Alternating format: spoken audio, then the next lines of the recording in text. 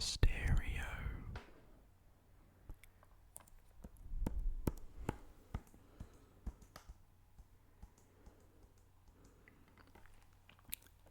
The Man with the Golden Gun.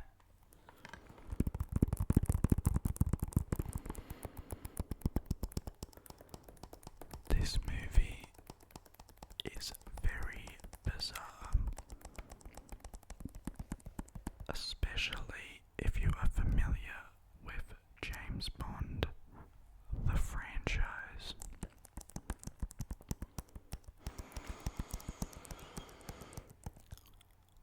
I really don't know where to begin with this movie. Is it entertaining? Kind of. Is it good?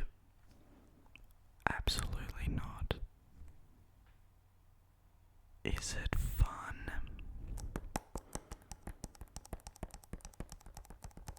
I'm not sure. But what I do know is it's probably the most unusual James Bond movie, and it's consistently regarded as being one of the worst according to the lists I have read online.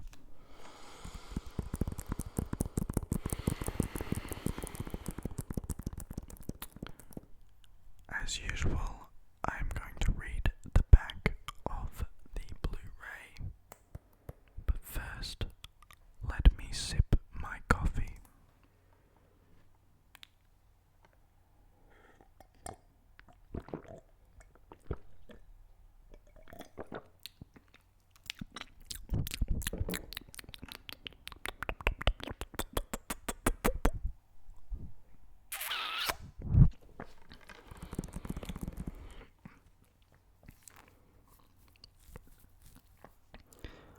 Bond is better in high definition.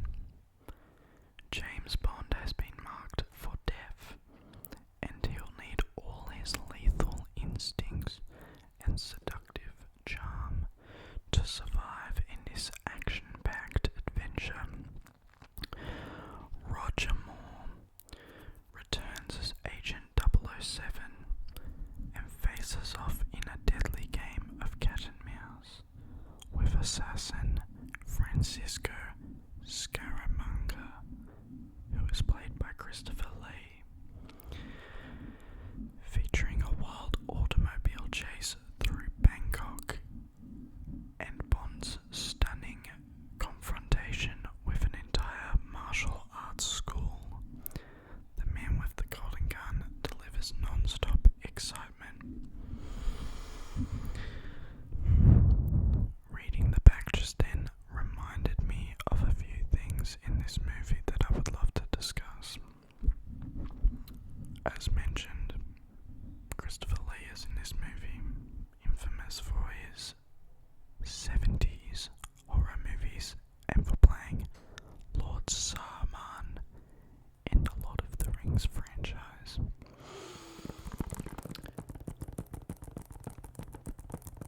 He plays the main Bond villain in this movie, and he is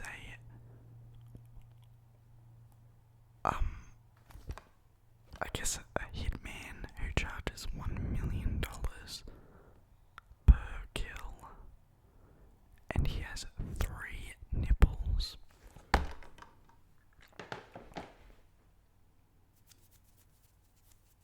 One, two, three, I believe.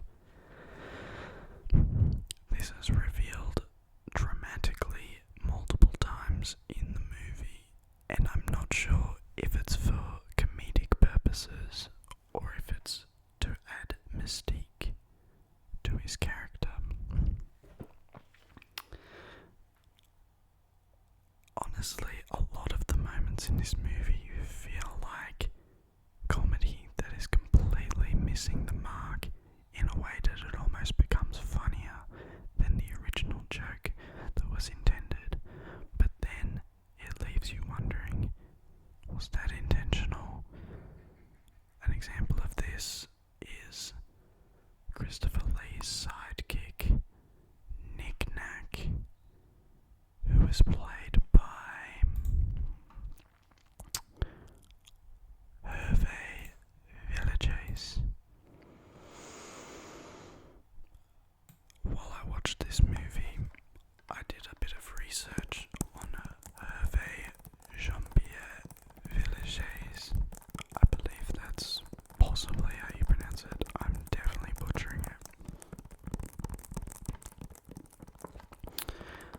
His Wikipedia advises you that he unfortunately passed away on September the 4th, 1993 by suicide.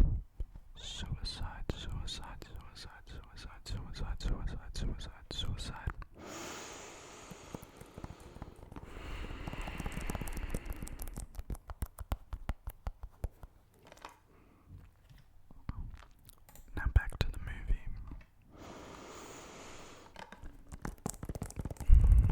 I believe I'm going to score this movie a 40% score.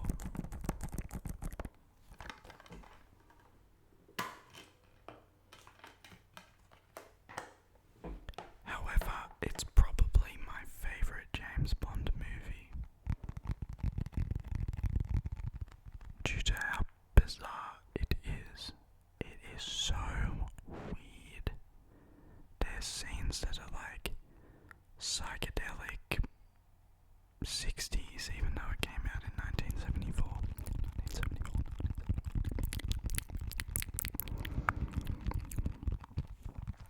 There's also a flying plane that's really funny. I also think that the director of this movie may have gotten confused with his Asian countries, because there's a lot of martial arts scenes, but that was during the scene they were in Thailand. And then there's geishas that pop up. Yeah, I'm not really sure what else to say about this movie. I do highly recommend it, just so that when someone tries to tell you James Bond is a really good franchise, you can recommend this one to them, and then they may have to be forced to sit through this crazy movie. I'm going to link below a very funny scene from this movie. It's actually the final scene in this movie, but it doesn't really spoil anything. It's just a very bizarre fight scene between Roger Moore's James Bond and Nick Nack, Scaramanga's sidekick.